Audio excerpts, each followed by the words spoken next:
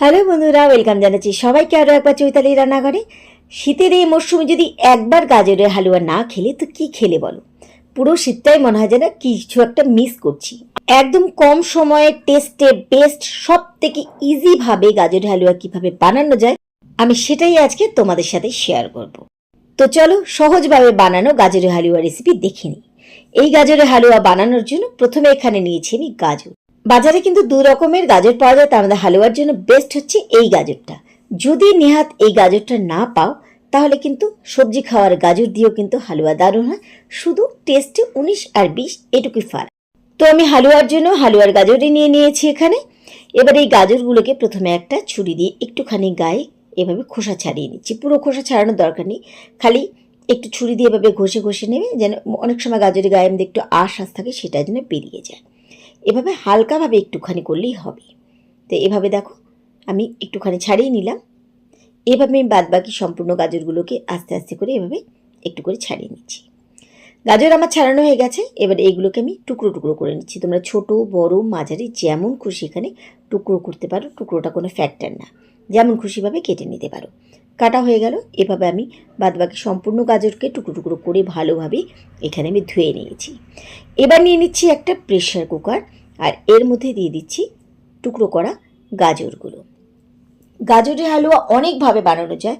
আমি প্রতি বছর শীতে কিন্তু 2 থেকে 3 বার গাজরের হালুয়া নানা রকমভাবে বানিয়ে থাকি, তার মধ্যে সব থেকে সহজটাই তোমাদের সাথে আমি শেয়ার করলাম। এখানে দিয়ে দিচ্ছি 1.5 কাপ দুধ। দুধের পরিমাণটা যেন কোনো মতে গাজরের থেকে বেশি না হয়। যেহেতু আমরা গাজর সেদ্ধ করব, গাজর যেন পোড়া না লাগে ঠিক ততটুকুই দুধ দেবে। 1/2 লিটার 1 লিটার এতটা দুধ কিন্তু আমাদের লাগবে না। দেখলে তো আমি 1.5 কাপ দুধ দিয়েছি। দিয়ে আমি 2টো হুইসেল দিয়ে একটু স্ট্যান্ডিং টাইম দিয়ে একটা বাটিতে ঢেলে নিয়েছি। এবার নিয়ে নিচ্ছি একটা স্ম্যাশার। একটু ঠান্ডা হয়ে গেলে স্ম্যাশার দিয়ে ভালো করে গাজরগুলোকে ম্যাশ করে নিচ্ছি। তোমরা চাইলে একটুখানি ঠান্ডা করার পরে এটা হাত দিয়েও কিন্তু চটকে নিতে পারো। গ্রেটার দিয়ে ঘষে কিন্তু একরকম গাজরের হালুয়া হয়, যেটাতে সময় আমাদের একটুখানি বেশি লাগে।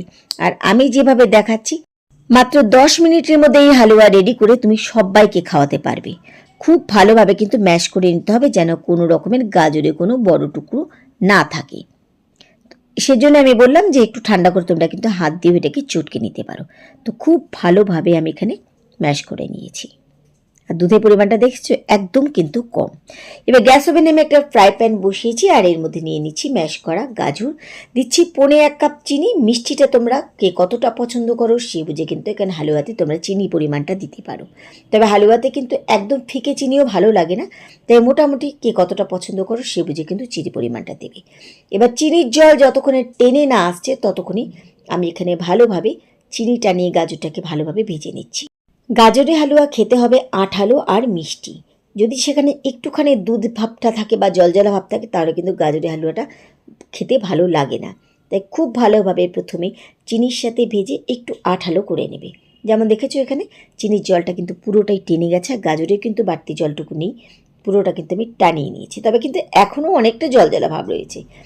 এবার এখানে দিয়ে দিলাম 1.5 কাপ গুঁড়ো দুধ, যেটা কিন্তু আমাদের খোয়ার বা ক্রিমের টেক্সচারটা আনবে। অনেকে কিন্তু এইখানে গুঁড়ো দুধ ছাড়া শুধু লিকুইড মিল্ক দিয়ে বানায়, তাতে কিন্তু সময়টা বেশি লাগে আর একটু জলঝলা থাকে।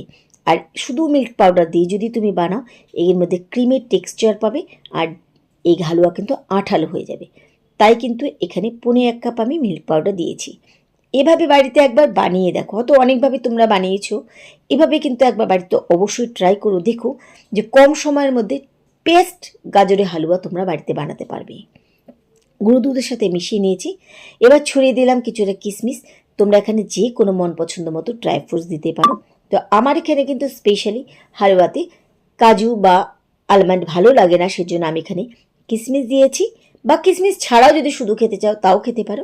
খুব ভালোভাবে দেখো আমি এখানে কিন্তু গাজর ভেজে টানিয়ে নিচ্ছি, মানে এক ফোঁটাও কিন্তু আমার এখানে জলজলা ভাব নেই, আর পুরো কিন্তু একটা আঠালো হয়ে গেছে। আমার গাজরের হালুয়া কিন্তু একদম রেডি। এটা একটা ইন্ডিয়ান ডেজার্ট। নামানোর আগে এর মধ্যে ছড়িয়ে দিচ্ছি 2 চামচ ঘি, যে ঘিয়ের ফ্লেভারটা এর টেস্টটাকে কিন্তু আরও দ্বিগুণ বাড়িয়ে দেবে। ব্যাস, ঘিয়ের সাথে মিশিয়ে নিলাম। দেখলে কত সহজে আমরা গাজরের হালুয়া বাড়িতে বানিয়ে নিতে পারলাম। এটা কিন্তু খাওয়ার জন্য একদম রেডি।